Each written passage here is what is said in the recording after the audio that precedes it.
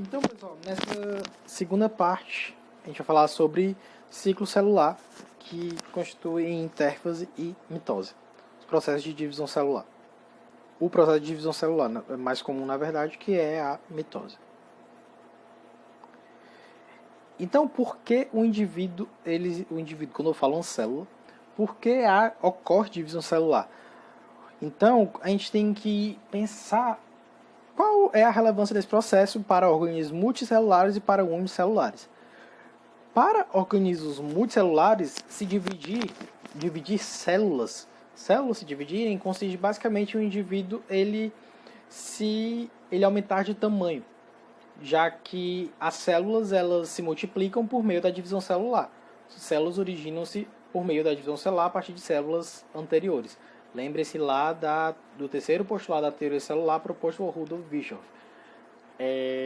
Então, para indivíduos multicelulares, a divisão celular permite que o organismo aumente sua quantidade de células, portanto, cresça, atingindo assim sua maturidade, e principalmente quando nós formos falar no quesito evolutivo, maturidade sexual.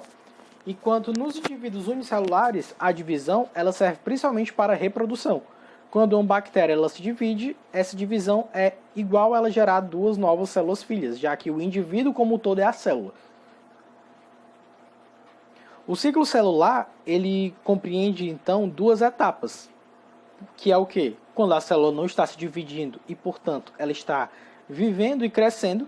Nessa etapa de não divisão, nós chamamos de intérfase, e a etapa de divisão, que nós chamamos de mitose.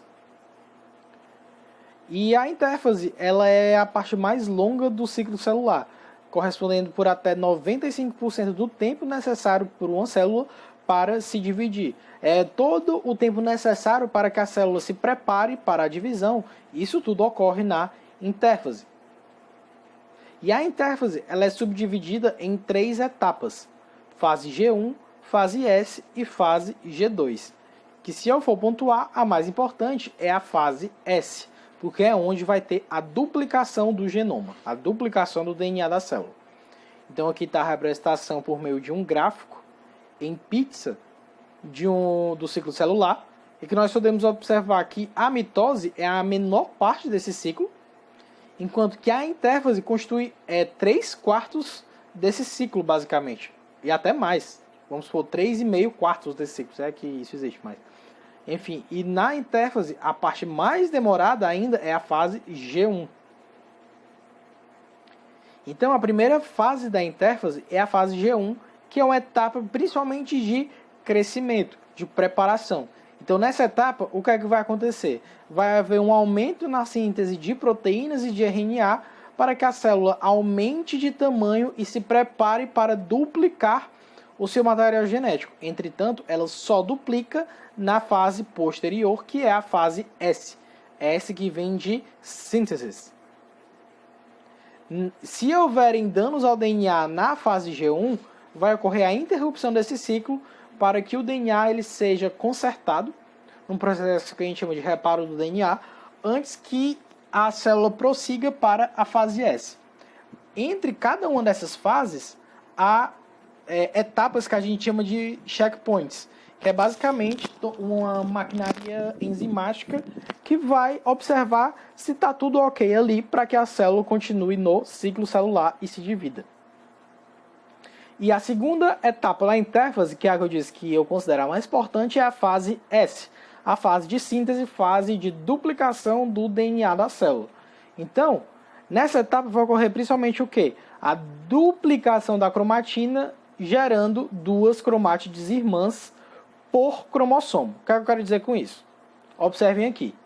Vamos considerar um indivíduo que tem apenas 2 pares de cromossomos homólogos, um par de homólogos 1 e um par de homólogos 2. Esse par, cada cromossomo desse par veio de um dos progenitores. Então esse aqui veio do pai e esse aqui veio da mãe, enquanto nesse cromossomo aqui, esse veio do pai e esse veio da mãe.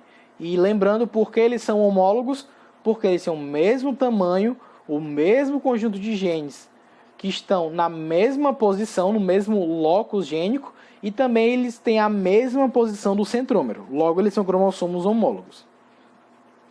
E o que é que vai acontecer? Na etapa S, eles vão se duplicar.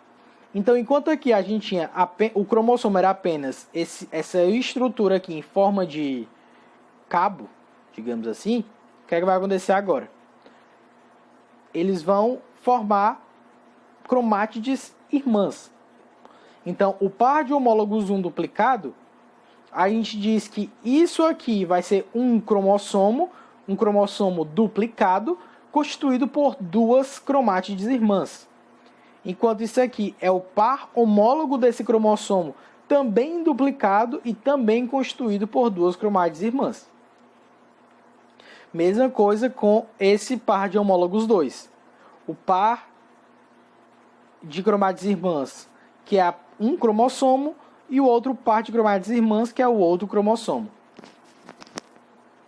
E é pelo centrômero que as cromátides irmãs elas ficam unidas. Então, nós chamamos essas duas unidades que vão passar a ser chamadas de um cromossomo de cromátides irmãs. Então, qual a diferença entre cromatina, cromossomos e cromátides irmãs?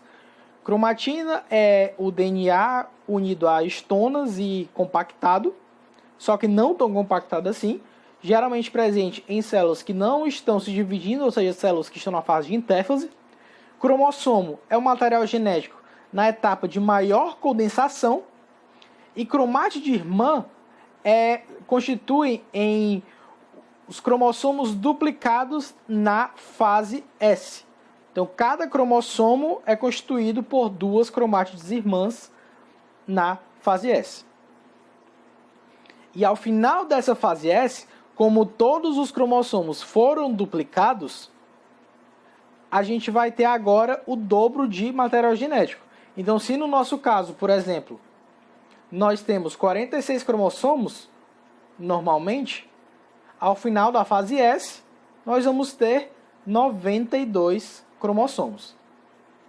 Isso é muito importante vocês terem em mente. E a fase S é um ponto de não retorno do ciclo. Então, uma vez que a célula entra nessa fase S, ela deve terminar até continuar a divisão. Então, isso aqui é para mostrar para vocês a variação na quantidade de DNA ao longo do ciclo.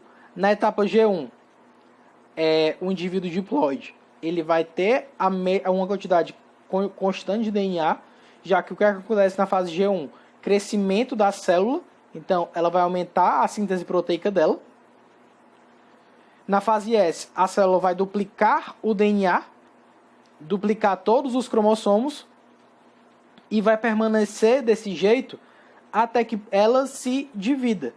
E quando ela se divide, chega ao final da divisão, na etapa que nós chamamos de telófase, acompanhada da citocinese, a célula volta a ter o conjunto de DNA diploide, que no nosso caso é 2N.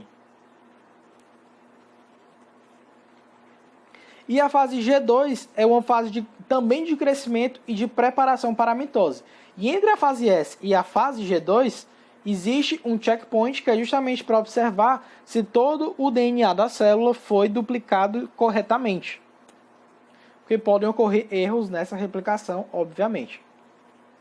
Certo.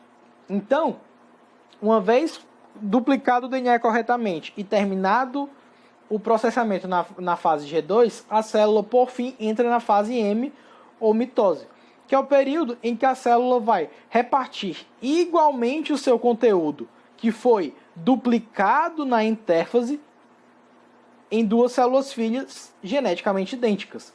Ou seja, se na mitose uma célula parental vai gerar duas células filhas idênticas com o mesmo conteúdo de DNA, para que isso aconteça, essa célula parental precisa duplicar o seu material genético, para dividir de maneira igual esse material genético para as suas duas células filhas. Então, a fim de facilitar o estudo da mitose, ela é dividida em 4 etapas: a prófase, metáfase, anáfase e telófase. A prófase é a primeira etapa da mitose. E alguns eventos ocorrem na prófase que são de extrema importância e que sinalizam essa etapa. Que é o quê? Como a célula ela vai iniciar o processo de divisão e todo o genoma dela já foi duplicado, então esse DNA precisa ir para o citoplasma. Se ele continuar preso em um compartimento circundado por membrana, vai ser extremamente difícil de separar esse DNA em duas células filhas. Então, uma das etapas principais da prófase é o quê? É o desaparecimento da membrana nuclear. A membrana do núcleo ela começa a ser desfeita e os cromossomos da célula passam a ir para o citoplasma. Além disso, ocorre a formação do que nós chamamos de fibras do fuso, nessa estrutura que nós chamamos de centrosomo. O centrosomo são essas estruturas aqui, constituídas por centríolos, que a partir desse centrosomo vão ser jogadas como se fossem teias do Homem-Aranha, por exemplo, proteínas chamadas de microtúbulos. Essas proteínas microtúbulos, elas vão se agarrar nas cromátides irmãs e separar de forma igual metade das cromátides irmãs para cada polo da célula. Então, é na prófase que essas fibras do fuso começam a se formar e o centrômero e o centrosomo começa a ir para o polo da célula. Então, esse centrosomo começa a ir para o polo, por exemplo, norte da célula, enquanto esse centrosomo começa a ir para o polo sul da célula. Então, outra característica essencial que acontece na prófase, uma terceira, é o quê? Que a cromatina, embora que eu já tenha chamado de cromossomo, mas não tem problema, o material genético ele começa a se condensar cada vez mais, tornando-se cromossomos. Então, na prófase, o material genético ele começa a ficar cada vez mais espesso, cada vez mais curto, cada vez mais condensado, até formar os cromossomos. E essa condensação torna os cromossomos individualizados. O que é que eu quero dizer?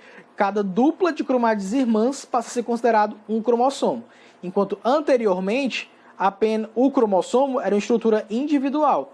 Depois da fase S, que ocorreu a formação das cromátides irmãs, um conjunto de duas cromátides irmãs forma o que a gente chama de cromossomo duplicado. Beleza. Então isso aqui é outra representação da prófase. Vocês podem ver que alguns materiais a prófase é dividida em prófase e prometáfase, mas eu não vou entrar nesses detalhes. Mas tenham em mente isso, que acontece principalmente 3 eventos. A membrana nuclear ela vai se fragmentar, o material genético vai se condensar cada vez mais para facilitar a divisão e as fibras do fuso vão começar a se formar. Ou seja, o centrosomo vai para os polos da célula, a partir dos quais ele vai emitir o fuso mitótico, e esse fuso mitótico, que é semelhante a teias de aranha, vão futuramente se agarrar aos centrômeros dos cromossomos, para puxar cada cromátide irmã para um polo da célula. Então, o que acontece na metáfase, que é a segunda etapa da mitose? Na metáfase é onde os cromossomos atingem um grau máximo de condensação. Então, é a melhor etapa para visualizar cromossomos em microscopia, consequentemente, a melhor etapa para determinar o cariótipo de um indivíduo. Então, nessa etapa, tem um evento que é bastante característico nela. Todos os cromossomos eles vão ficar alinhados, eles vão ficar enfileirados, eles vão ficar um abaixo do outro na metade da célula, no que nós chamamos de placa metafásica ou região equatorial da célula. Vejam aqui que cada par de cromática irmã, ou seja, cada cromossomo duplicado, vai ficar um abaixo do outro, ou um do lado do outro, depende da forma como você queira ver aqui nessa célula, e eles vão ficar um abaixo do outro, ou um do lado do outro, na metade da célula, formando o que a gente chama de placa metafásica. E isso é muito importante. Por quê? Porque à medida que eles ficam na metade da célula, e eles estão duplicados, cada metade pode ser puxada para cada polo, onde estão os centrosomos. E nessa etapa, vejam que os centrosomos emitiram as fibras do fuso para cada centrômero. Então, vamos supor que isso aqui é o polo norte da célula, e isso aqui é o polo sul. O centrosomo do polo sul emitiu fibras do fuso que se encaixaram no centrômero desse cromossomo aqui, que vai puxar uma cromátide irmã dele. Enquanto esse centrossomo do polo norte emitiu uma fibra do fuso que vai se encaixar na outra cromátide irmã, que vai ser puxada para o polo norte. Então, é isso que acontece na metáfase. Os cromossomos, no grau máximo de condensação, vão ser alinhados no plano equatorial da célula, em que nós chamamos de placa metafásica, e as fibras do fuso vão se encaixar nessa região do cromossomo que nós chamamos de centrômero. Na anáfase, vai ocorrer o encurtamento dessas fibras do fuso, puxando cada cromátide irmã para cada polo da célula. Ou seja, se antes a gente tinha um cromossomo constituído por duas cromátides irmãs, esse cromossomo ele vai ser dividido e cada cromátide irmã que constituía esse cromossomo vai ser puxada para um polo da célula. Então, onde antes tinha 4N, agora vai ter 2N de cada lado, porque cada cromátide irmã que está sendo puxada passa a ser agora ela própria um cromossomo. Então veja aqui que onde antes tinha aquele cromossomo 1 aqui duplicado, uma cromátide dele está sendo puxada para esse polo norte e a outra cromátide dele está sendo puxada para o polo sul. E assim para cada cromossomo duplicado. E é por isso que é tão importante duplicar os cromossomos antes da divisão, para que ocorra essa divisão equacional dos cromossomos na anáfase. E é muito comum que seja nessa etapa que ocorram as aneuploidias, que são o quê? Aqueles erros cromossômicos que ocorrem em que no lugar de ter, por exemplo, 46 cromossomos, você tem 47 ou 45, porque essa divisão foi feita de maneira inadequada. E por fim, a telófase. A telófase é meio que o contrário da prófase. Então, como na anáfase, cada cromátide irmã, que agora vai ser um cromossomo individual, está sendo puxada para cada polo oposto da célula, os eventos contrários à mitose começam a acontecer. Ou seja, os eventos contrários à prófase, começam a acontecer. Como assim? A membrana do núcleo vai voltar a se formar, os cromossomos eles vão voltar a se descondensar, se desespiralizar, e as fibras do fuso vão se desfazer. Logo, a célula se prepara para entrar na intérfase. Então, ocorrem essas três etapas que foi aquilo que eu falei para vocês. Então, está aqui. E outra etapa muito importante que acontece na telófase é o quê? É a citocinese, que vai ser a divisão do citoplasma ao meio para separar essa estrutura enorme em duas células filhas, cada uma igual à outra e igual à sua célula parental. Então, na citocinese, à medida que cada conjunto de cromossomos alcançou o seu devido polo em cada célula, e eles foram encerrados numa membrana, formando um novo núcleo, o que é que vai acontecer agora? Esse citoplasma aqui no meio vai ser como se fosse estrangulado, e essa estrangulação leva à separação dessas duas células filhas. E aí, por fim, a divisão termina e temos duas células filhas em intérfase novamente. Então, aqui está a divisão citoplasmática, que é o que nós chamamos de citocinese, que ocorre ao final da telófase. Então, sobre mitose é isso. Vamos para a terceira parte, que é a meiose.